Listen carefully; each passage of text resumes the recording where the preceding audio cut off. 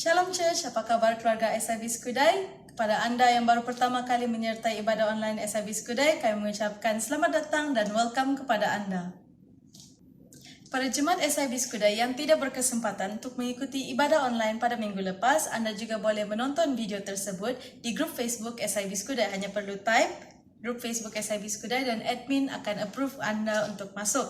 Sekiranya anda tidak mempunyai akaun Facebook, jangan risau karena anda juga boleh menonton ibadah tersebut di YouTube channel SIB Skudai seperti link di bawah ini. Jangan lupa like dan subscribe. Minggu yang lepas merupakan minggu yang bersejarah bagi kita, di mana buat pertama kalinya kita menyambut Good Friday dan Hari Paskah secara online dan tiada ibadah diadakan di gedung gereja. Namun sebagai orang yang percaya, kita tahu bahawa gereja itu bukan hanya terhad dengan bangunan sahaja, tetapi kitalah gereja itu. Amin. Baiklah Church, sebelum kita mulakan ibadah kita pada malam ini, mari saya ajak kita untuk bersatu di dalam doa dan saya akan aminkan doa kita. Bapa yang di syurga, terima kasih Bapa untuk hari ini kami ingin mengucap syukur atas kebaikan-Mu dan kemurahan-Mu bagi kami. Bapa, hari ini merupakan hari yang ke-33 kami berada di bawah perintah kawalan pergerakan. Mungkin ada di antara kami yang letih lesu dan berbeban berat pada saat ini. Bapa, kami ingin menyerahkan saudara-saudari kami hanya ke dalam tangan-Mu Bapa. Engkau jamah mereka dan berikan kekuatan kepada mereka. Karena kami tahu Bapa, hanya Engkaulah sumber kekuatan bagi kami Bapa. Biar apapun yang berlaku di hari-hari yang mendatang ini Tuhan, kami mau tetap berserah dan berharap hanya padamu Bapa. Dan biarlah Tuhan, iman kami sentiasa teguh sampai Maranatha. Terima kasih Bapa atas kasih-Mu dan atas perlindungan-Mu kepada kami serta keluarga kami. Sebentar lagi kami ingin memuji dan menyembah Engkau Bapa, biar kami tidak terganggu dengan keadaan persekitaran kami Bapa. Kami percaya Tuhan, hadirat-Mu tidak hanya terbatas di gedung gereja, tetapi dimanapun kami berada, Engkau menyertai kami Bapa. Terima kasih Tuhan, terima kasih Bapa. Kami siap untuk memuji dan memuliakan nama-Mu. Hanya dalam nama Tuhan Yesus yang hidup kami sudah berdoa. Amin.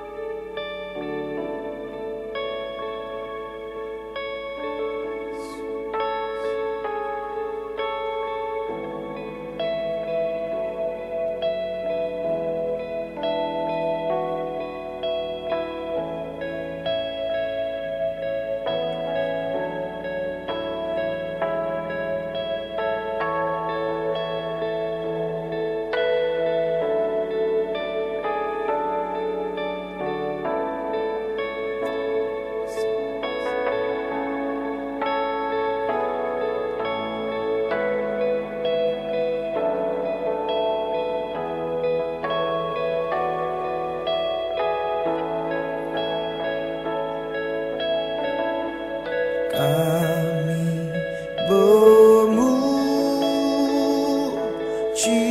kebesaran-Mu,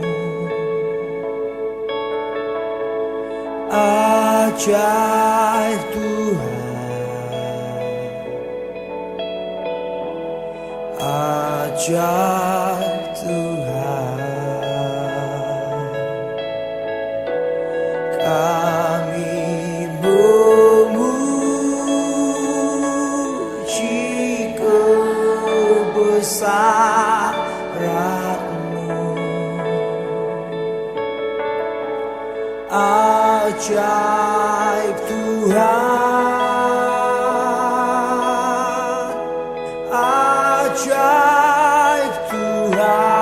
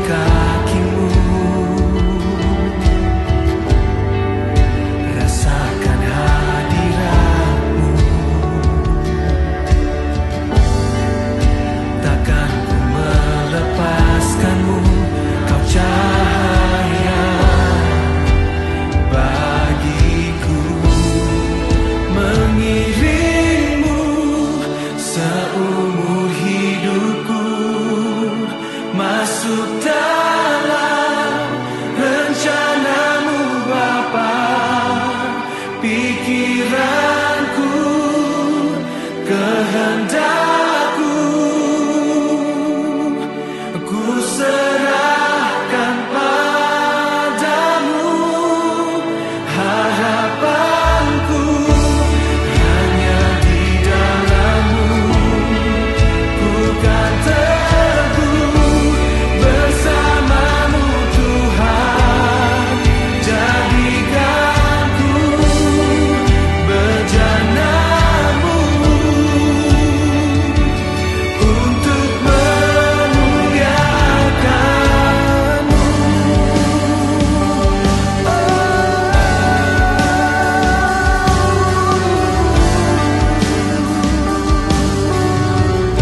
Tersungkur di kaki, tersungkur di kaki-Mu. Rasakan hadirat-Mu, takkan ku melepaskan-Mu. Kau cahaya bagiku, mengiring-Mu seumur hidupku, masuk dalam rencana-Mu Bapa. Pikiranku, kehendakku, ku serahkan padamu. Harapanku hanya di dalam-Mu, ku kan teguh bersama-Mu Tuhan. Jadikanku bejana-Mu, untuk memuliakan-Mu Tuhan.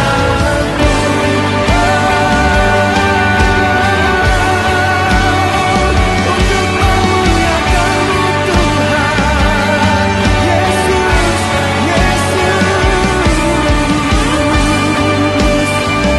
memuliakan-Mu, ku bawa diriku. Yesus,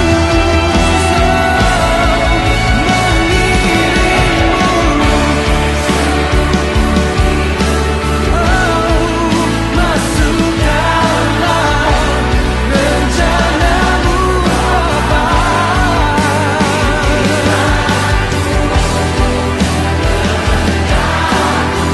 Ku serahkan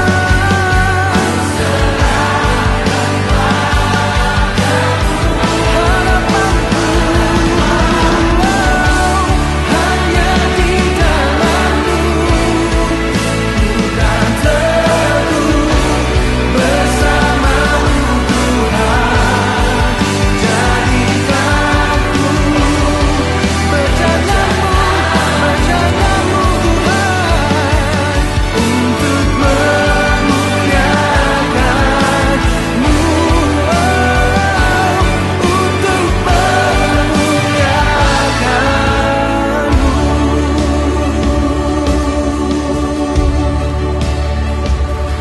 Haleluya.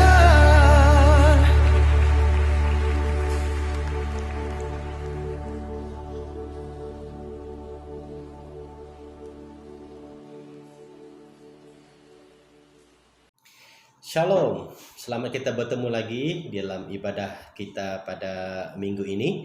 Dan saya berdoa sepanjang menjalani PKP ini agar semua keluarga besar senantiasa dalam keadaan sehat. Amin. Saudara, berikutnya mari kita meneruskan dengan pemberitaan firman. Saya akan membawa kita berdoa. Mari kita berdoa. Bapa di dalam surga, kami datang kepada Tuhan, kami bersyukur oleh karena Tuhan begitu baik buat kehidupan kami.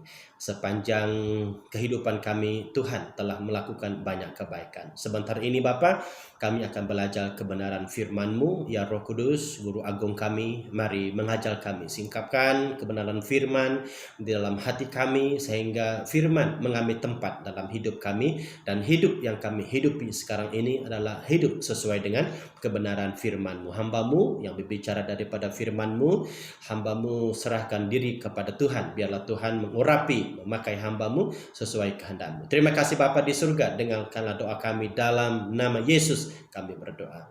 Amin. Haleluya. Saudara terkasih dalam nama Yesus, kita lanjutkan dengan siri pemberitaan firman kita pada minggu ini, di siri yang kedua daripada tema besar kita, perubahan hidup atau life transform. Namun di seri ini kita akan membahas subtema kecil yang kita akan bahas pada malam ini adalah ciptaan baru. Sekali lagi, ciptaan baru. Jadi saudara, daripada tema kecil ini kita akan membahas daripada kebenaran firman Tuhan yang saya ambil di dalam 2 Korintus bab yang kelima ayat yang ke-17. Sekali lagi kita akan membaca petikan firman Tuhan terdapat di 2 Korintus bab yang kelima ayat yang ke-17. Saudara boleh mengiringi saya di Alkitab saudara masing-masing. Saya akan membacakan ayat firman Tuhan ini kepada kita. Ayat ke-17, jadi barang siapa ada di dalam Kristus, ia adalah ciptaan baru. Yang lama sudah berlalu, sesungguhnya yang baru sudah datang. Haleluya. Yang lama sudah berlalu, sesungguhnya yang baru sudah datang. Firman Tuhan yang kita akan bahas pada malam ini. Daripada firman Tuhan ini saudara, kita akan belajar 3 perkara yang menjadi pembelajaran kita pada malam ini. Yang pertama adalah definisi atau pengertian hidup ciptaan baru. Yang kedua, bagaimana mengalami hidup ciptaan baru itu. Yang ketiga, kesan atau dampak hidup daripada ciptaan baru itu. Jadi ketiga bahagian ini saya akan kupas bersama dengan kita, belajar bersama-sama, dan saya berdoa agar daripada pembelajaran ini akan membuatkan kita semakin teguh dalam iman kita, semakin bertumbuh dalam iman kita, dan percaya kepada Yesus. Saudara, untuk mempelajari bahagian firman Tuhan di surat Paulus kepada jemaat di Korintus, mari kita melihat sedikit latar belakang jemaat di Korintus. Jemaat di Korintus pada umumnya bukan semua jemaat yang diinjil oleh Rasul Paulus. Menurut beberapa tokoh Alkitab, kebanyakan atau ada sebahagian daripada jemaat itu adalah hasil penginjilan daripada rasul-rasul yang lain, dan kemungkinan juga jemaat yang menerima Yesus semasa hari Pentakosta yang ada di Yerusalem sebelumnya pada waktu itu, dan sekarang mereka berpindah ke Korintus. Kenapa Korintus? Karena Korintus adalah kota perdagangan. Di sana mereka boleh meneruskan kelangsungan kehidupan. Dan segelintir daripada jemaat ini yang mungkin tidak mengenal Rasul Paulus, mereka meragui kerasulan Paulus.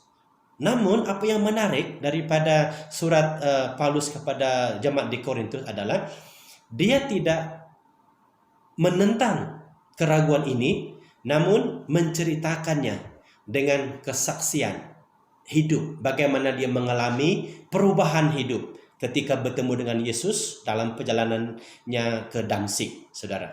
Jadi ini yang hebat daripada tulisan Rasul Paulus. Maka kita mau belajar daripada penulisan ini ataupun surat Paulus kepada Korintus adalah 3 bahagian daripada ciptaan baru, hidup dalam ciptaan baru ini. Yang pertama, kita teruskan dengan bahagian yang pertama, yaitu definisi atau pengertian ciptaan baru. Paling tidak saudara, kita menemukan 2 pengertian ciptaan baru. Yang pertama, penyerahan hak pemerintahan kehidupan pribadi kepada Kristus. Itu adalah pengertian pertama, di mana pribadi yang telah hidup di dalam Kristus atau hidup dalam ciptaan baru, mereka telah menyerahkan pemerintahan hak kehidupan mereka kepada Kristus. Itu kita boleh lihat di Galatia 2 ayat yang ke-20. Begini bunyi firman Tuhan, namun aku hidup, tetapi bukan aku sendiri lagi yang hidup,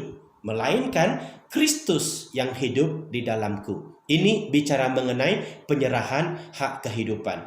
Kristus yang hidup di dalam kita, yang menguasai kehidupan kita, yang mengontrol kehidupan kita, sehingga kita setiap hari hidup di dalam kehidupan Kristus. Cara berpikir, cara berkata, cara bertindak kita itu adalah seperti gaya hidup Kristus. Itulah yang disebutkan dengan ciptaan baru. Yang kedua, saudara, diperbaharui seturut gambar Allah.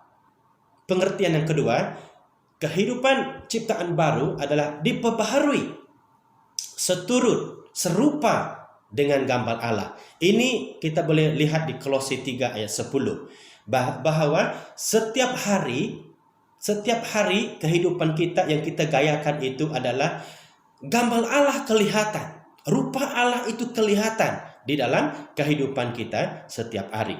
Itu maksudnya sifat kita, karakter kita, pembawaan kita, tabiat kita itu menggambarkan rupa Allah di dalam kehidupan kita. Itulah kehidupan ciptaan yang baru, pengertian ciptaan yang baru. Jadi saudaraku, memang perkara seperti ini yang Tuhan inginkan terjadi di dalam kehidupan orang Kristen pada hari-hari ini. Namun yang malangnya yang sering terjadi adalah bahwa orang Kristen sudah kehilangan kasih. Orang Kristen sudah tidak seperti sepatutnya mereka menjadi Kristen.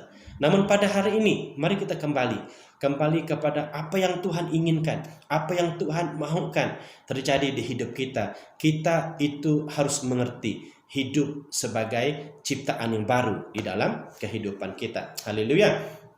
Yang kedua, saudara, kita belajar bahagian yang kedua adalah bagaimana mengalami ciptaan baru di dalam kehidupan kita. Ya, ini bahagian ini menceritakan bagaimana mengalami, menerima kehidupan ciptaan baru ini. Pertama, langkah yang pertama adalah kita mesti melalui pertobatan.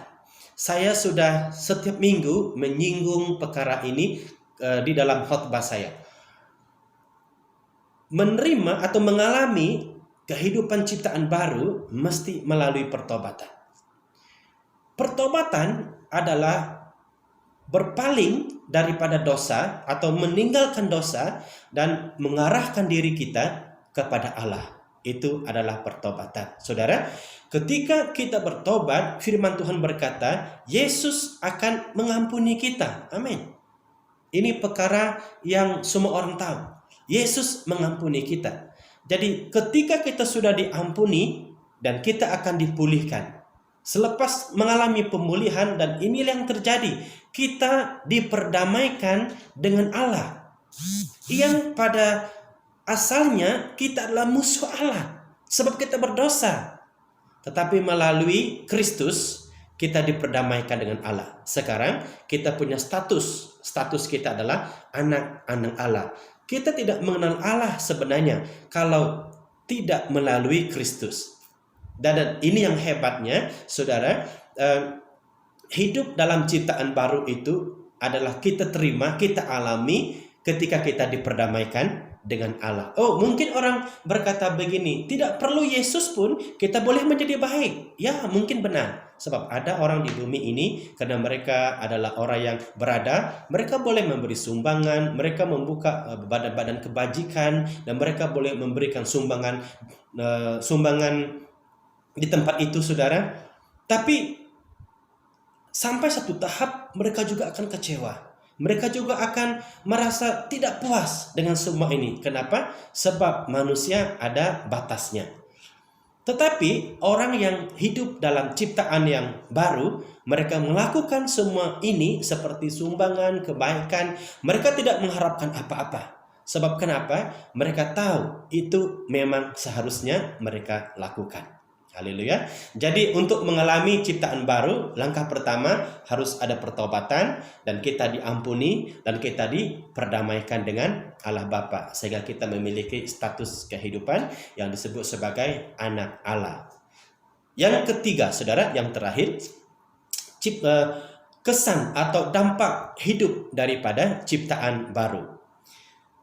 Sekurangnya kita akan belajar 3 perkara di sini. Yang pertama, kesan daripada ciptaan baru atau dampak hidup ciptaan baru. Yang pertama, di dalam Kristus atau dalam ciptaan baru, kita diberi kuasa. Diberi kuasa untuk menjadi anak Allah.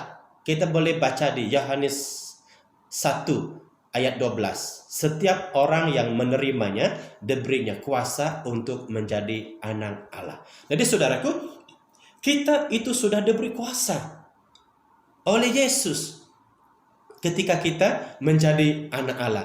Kuasa untuk apa? Pertama, kuasa untuk melawan atau mengalahkan dosa dalam kehidupan kita. Ketika kita hidup di dalam ciptaan baru, saudara dengar baik-baik, dosa tidak pernah berhenti untuk ingin mengalahkan kehidupan baru itu. Dosa yang dahulu kita lakukan tidak pernah berhenti untuk mengejar kita.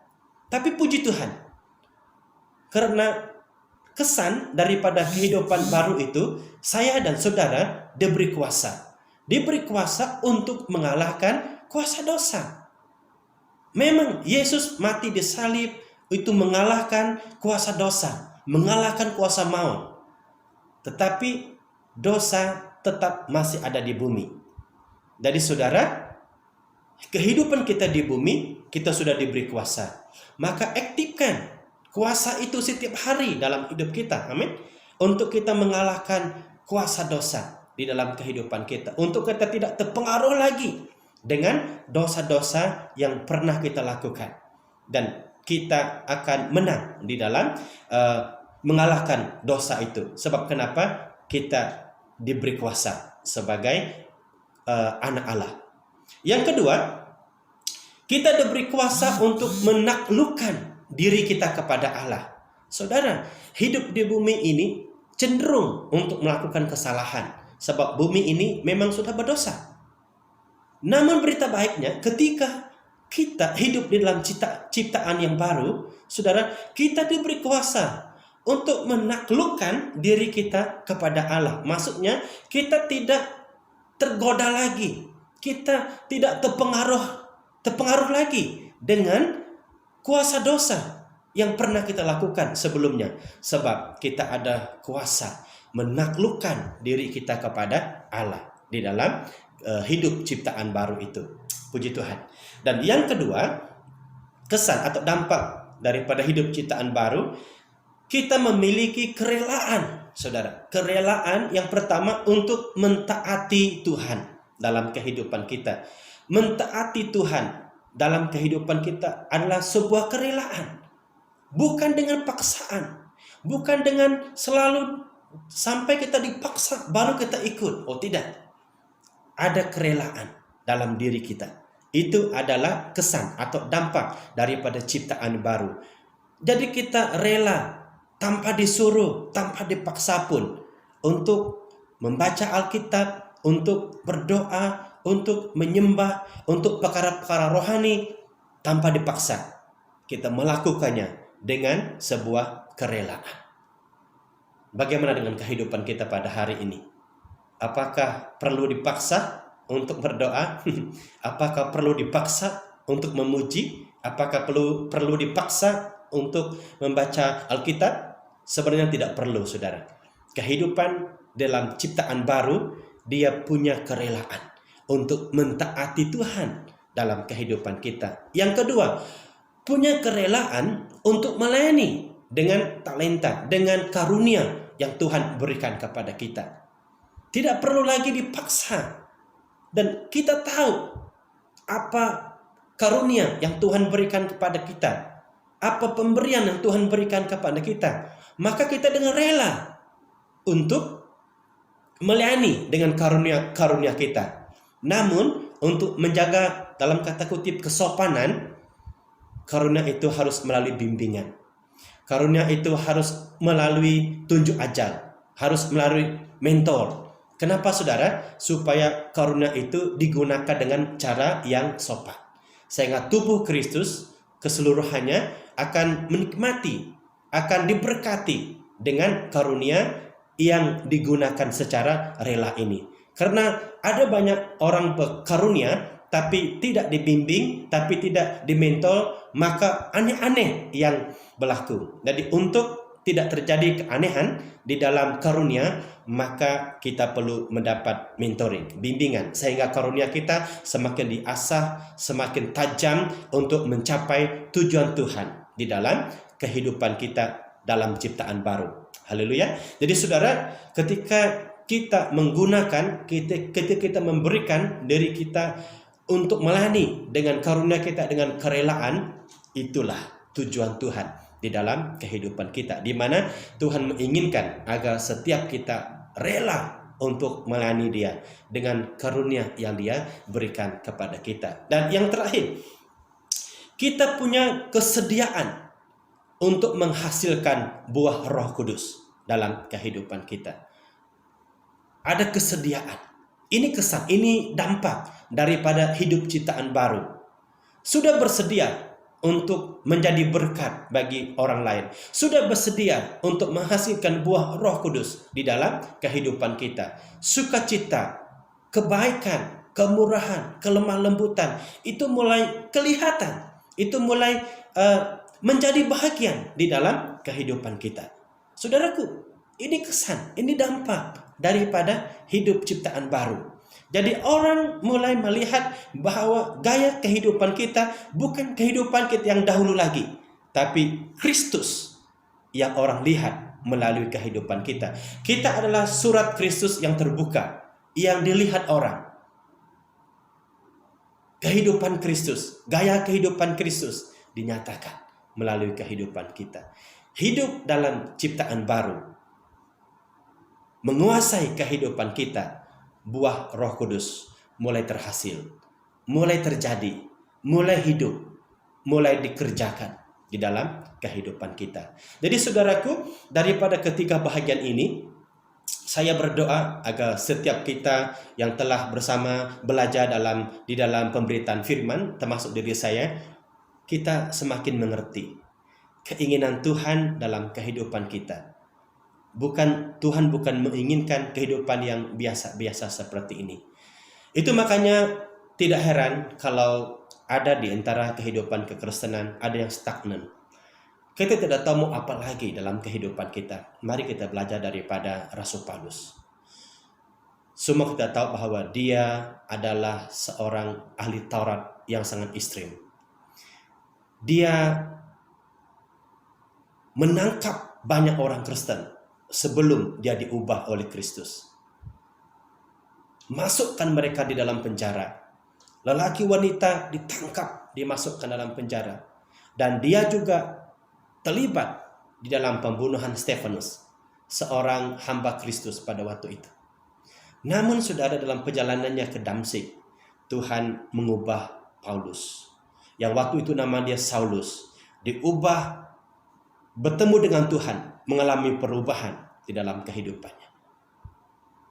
Kehidupan yang dahulu dia anggap itu sempurna, dan sekarang Paulus berkata dianggapnya sebagai sampah. Tapi sekarang dia hidup untuk kemuliaan Tuhan. Dari saudara yang saya kasih dalam nama Tuhan Yesus, kehidupan dalam ciptaan baru itu adalah destiny Tuhan untuk setiap orang yang percaya kepadanya. Agar semua kita mengalami kehidupan ciptaan baru, mari kita mengizinkan Tuhan bekerja di dalam kehidupan kita. Amin. Percaya kepada Tuhan yang boleh mengubah seluruh kehidupan kita kalau kita menyerahkan kunci kehidupan kita kepadanya. Haleluya. Saya berdoa lewat daripada firman Tuhan ini saudara, agar kita dikuatkan, kita ditumbuhkan. Paulus diubah dan menjadi rasul yang luar biasa. Kita juga boleh diubah Tuhan dan menjadi alat Tuhan yang luar biasa dalam hidup kita. Amin. Mari kita berdoa. Bapa di surga, kami bersyukur untuk firman yang sangat baik kepada kami pada malam ini, di mana kami belajar bagaimana kami menjadi ciptaan baru dalam hidup kami. Paulus diubahkan Tuhan lewat pertemuan pribadinya dengan Tuhan, dan dia mengalami perubahan yang dahsyat dalam hidupnya. menjadi orang yang luar biasa, mencapai destiny Tuhan dalam hidupnya. Bapa, kalau selama ini kami tidak mengaktifkan kuasa yang diberikan kepada kami, mulai daripada hari ini ketika kami mendengar firman-Mu, Bapa, biar kami menghidupi kehidupan kami dalam ciptaan yang baru, untuk kami sampai kepada destiny Tuhan dalam hidup kami. Terima kasih Bapa di surga, mengucap syukur kepada Tuhan. Berkatilah firman-Mu ini. Hamba berdoa untuk seluruh keluarga besar SIB Skodai. Hamba berdoa bagi bapak-bapak, ibu-ibu. Hamba berdoa diberkatilah seluruh keluarga besar ini, sehingga kami senantiasa dalam pelindungan Tuhan. Dan bagi anak-anak muda yang ada di SIB Skodai, bagi yang bekerja, kami berdoa baik lelaki baik wanita, Tuhan memberkati mereka juga. Tuhan menutup bungkus mereka dengan darah-Mu juga. Bagi para remaja yang ada di gereja kami, anak-anak kecil yang ada di gereja kami, Tuhan, mari menutup bungkus kami dengan darah-Mu, melindungi kami. Dan pada saat ini juga kami berdoa bagi pekerja barisan hadapan yang ada di gereja kami, baik polis, baik tentara, baik bomba, custom, SPRM dan sebagainya, nurse kami berdoa, dokter kami berdoa, pekerja hospital kami berdoa. Bapa di surga, tutup bungkus mereka dengan darah-Mu, agar mereka senantiasa dalam pelindungan Tuhan. Dan kami berdoa Bapa, agar pelindungan-Mu setiap hari bersama dengan mereka. Tuhan Yesus, hamba-Mu berdoa untuk seluruhnya keluarga besar ini. Tuhan, Engkau memberkati. Bagi ketua-ketua keluarga juga yang akan keluar daripada rumah untuk mendapatkan bekalan makanan, Bapa, tutup bungkus ketua keluarga dengan darah-Mu juga, agar kami sentiasa dijauhkan dari virus ini. Terima kasih Bapa di surga, hamba-Mu berdoa untuk kesejahteraan negara ini juga kami berdoa. Mari Tuhan Yesus, Engkau yang berdaulat di atas negara Malaysia ini. Maka Tuhan, kami mohon membersihkan negara kami, menyembuhkan negara kami dengan pertolongan Tuhan. Terima kasih Bapa, mengucap syukur dan berkatilah firman-Mu ini. Dalam nama Yesus kami berdoa. Amin.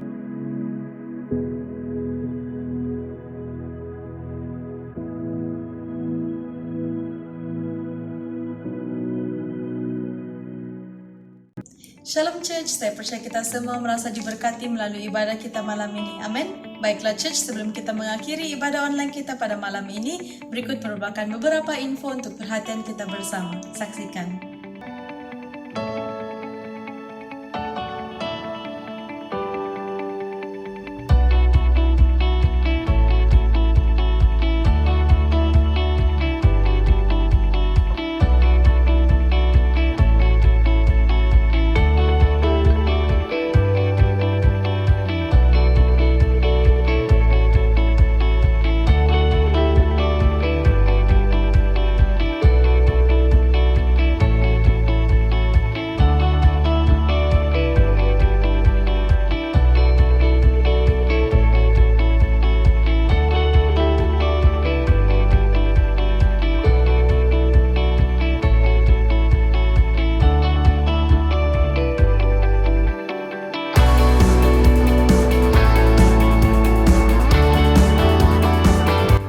Maka dengan itu berakhirlah ibadah kita untuk minggu ini. Stay safe and stay at home. Terima kasih, Tuhan memberkati.